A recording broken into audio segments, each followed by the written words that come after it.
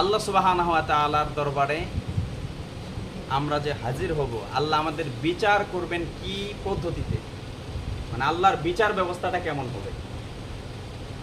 পৃথিবীতে পাপ করে না এরকম মানুষ কেউ আছে? আমরা সবাই পাপী। আল্লাহ রাসূল সাল্লাল্লাহু আলাইহি সাল্লাম বলেছেন, কুল্লু বানি আদমা খাত্তাউন ওয়া খায়রুল খাত্তাউন আত-তাওয়াবুন। বনি আদম সন্তান সবাই পাপী, পাপীর ঘরের পাপী, তাদের 14 গোষ্ঠী সবাই কি পাপী। তবে পাপীদের মধ্যে সেরা পাপী হচ্ছে সে ওয়া খায়রুল খাত্তাউন আত-তাওয়াবুন। পাপ করার পরে, অন্যায় করার পরে অনুশোচনা করে যারা আল্লাহর কাছে মাফ চায় তাদেরকে মাফ করে দেয় কে?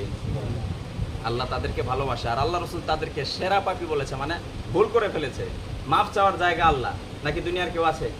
আমাদের অপরাধ, আমাদের অন্যায় মাফ করতে পারেন যিনি, তিনি কে? এটা হচ্ছে হাক্কুল্লাহ, আল্লাহর হক, হাক্কুল ইবাদ, বান্দার যে হক। অর্থাৎ আমি কোনো মানুষকে কষ্ট দিয়েছি, কোনো মানুষকে আঘাত করেছি, মায়ের দিয়েছি, গালিগালাজ করেছি, আমার এই কথার কারণে, আমার মায়ের কারণে লোকটা কষ্ট পেয়েছে, তার কাছে যদি আমি মাফ নেই ওইটাও আল্লাহ মাফ করবে। কিন্তু যদি আমি ওই লোকের কাছে মাফ না চেয়ে আল্লাহর কাছে চাই, সেটা কিন্তু আল্লাহ মাফ করবে না, কারণ এটা হচ্ছে হাক্কুল ইবাদ, বান্দার হক। এই জন্য কোনো মানুষের হক কারো উপর জুলুম করে থাকলে, কারো হক নষ্ট করে থাকলে, ওই বান্দার কাছে মাফ না চাওয়া পর্যন্ত কিন্তু আল্লাহ মাফ করবে। আপনি নামাজ পড়েন নাই, ফজরে ঘুমাইছেন, টের পান নাই, যখন ঘুম থেকে যাচ্ছেন তখনই আপনার উপর নামাজ পড়েন, আপনি পড়ে নেবেন, কিন্তু আপনি পড়েন নাই। আপনি বুঝতে পারলেন আমি নামাজ পড়ি না, এটা আল্লাহর কাছে মাফ চাওয়া লাগবে। আল্লাহ চাইলে সেটা মাফ করে দিতে পারে। কিন্তু এই হকটা কার? ইবাদতের হকটা কার? ইবাদত বলতে আমরা কি বুঝি? শুধু নামাজ, শুধু রোজা, হজ, যাকাত। আল্লাহ রাসূল সাল্লাল্লাহু আলাইহি সাল্লাম মুআজ রাদিয়াল্লাহু তাআলা আনহুকে একবার জিজ্ঞেস করেছিলেন, ইয়া মুআজ আতাদরি মা হাক্কুল্লাহি আলাল ইবাদ, তুমি কি জানো বান্দার প্রতি আল্লাহর কি পাওনা, কি হক রয়েছে? মুআজ রাদিয়াল্লাহু তাআলা আনহু বললেন, আল্লাহু আ'লামু ওয়া রাসূলুহু, আল্লাহ এবং আল্লাহর রাসূল ভালো জানে, আমি জানি না। বিশ্বনবী বললেন, মুআজ শোনো, আল্লাহর যে হকটা রয়েছে বান্দার প্রতি, যে পাওনাটা রয়েছে, বান্দা যেন একনিষ্ঠভাবে ইবাদত করে কার?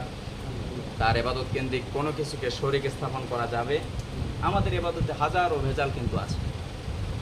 আমরা অনেকে মাজারে গিয়ে চাই, অনেকে পীর সাহেবের কাছে চাই, অনেকে অনেক বুজুর্গর কাছে চাই, আছে না? চাইতে হবে কার কাছে? সরাসরি কার কাছে? আল্লাহর কাছে চাইতে হবে। দুনিয়ার কোনো মাধ্যম দিয়ে চাওয়া যায়?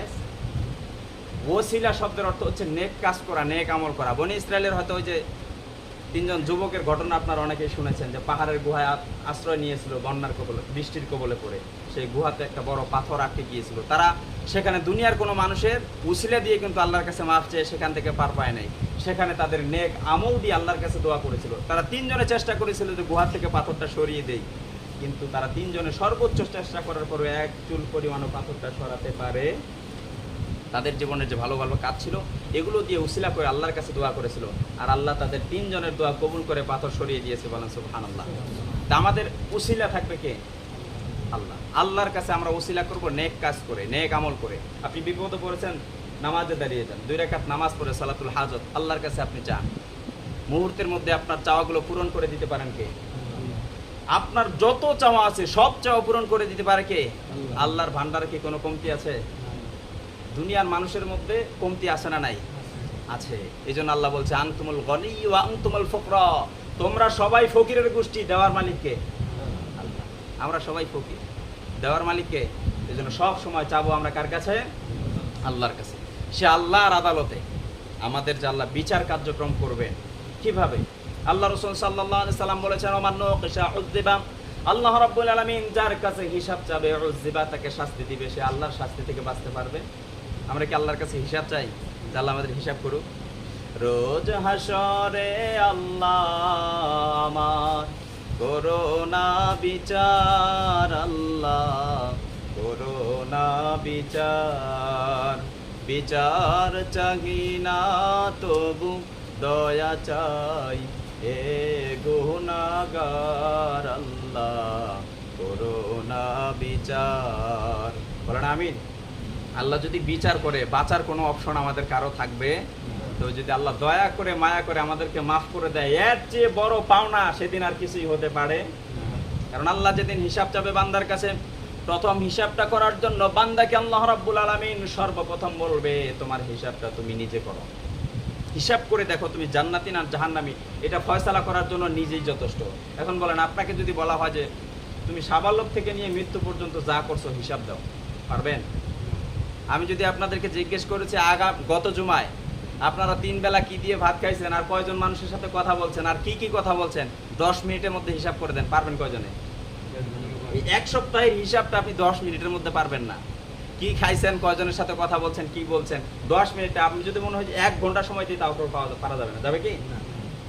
সারা জীবনের কর্মফলের হিসাব আল্লাহর কাছে কিভাবে দিব আমরা? এই জন্য আল্লাহ রাব্বুল আলামিন আমাদেরকে পরীক্ষা করার জন্য কিন্তু দুনিয়ায় পাঠিয়েছেন। আমি যে আয়াত তেলাওয়াত করেছি সূরা মুলকের 2 নম্বর আয়াত, আল্লাহ রাব্বুল আলামিন সেখানে আমাদের কথা বলে দিয়েছেন, আল্লাযী খলাকাল মাউতা, ও বান্দা শুনে রাখো আমি তোমার মৃত্যু আগেই সৃষ্টি করেছি, ওয়াল হায়াতা, এরপরে নির্ধারণ করেছি তোমার আয়ুষ্কাল, তোমার হায়াত, কতদিন তুমি বেঁচে থাকবা। কেন আল্লাহ রাব্বুল আলামিন এটা করেছেন? আল্লাহ নিজে জানিয়েছেন, লিয়াবলুয়াকুম আইয়ুকুম আহসানু আমালা, আমি তোমাদেরকে পরীক্ষা করব আমলের দিক থেকে কে উত্তম আমল করে আমার কাছে আসতে পারে। কি আমল?